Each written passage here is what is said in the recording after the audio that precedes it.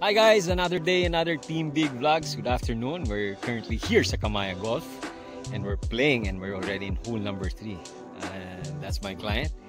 He's a buyer last pandemic and he's visiting his property here. It's his third time.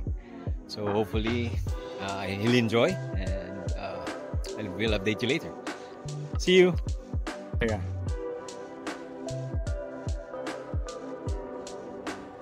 Nice birdie putt, Sir Jojo.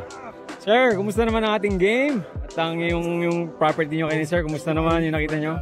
Opportunity to play again in Kamaya Golf, and so happy to be here again. And I'm very excited with all the developments that are going on inside Kamaya. No? Nakikita natin na lahat ng mga pinaplano, nakikita natin na ginagawa na. And then you know what? Yung nabili ko last pandemic na property, you know, I'm planning to as soon as possible from now on, seryoso na talaga, you know, I can build my own here, you know, because with all the facilities here, with all those mga bago nating mga recreational facilities, you know, the family is very excited, you know, to spend more of their time here in Kamaya, and we can't wait for our own home to be built here inside Kamaya.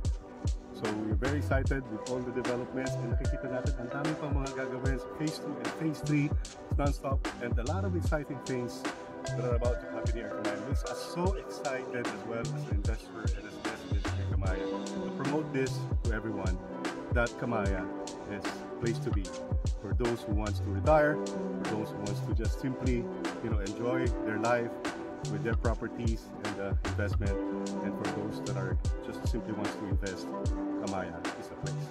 Thank you, sir. Thank you.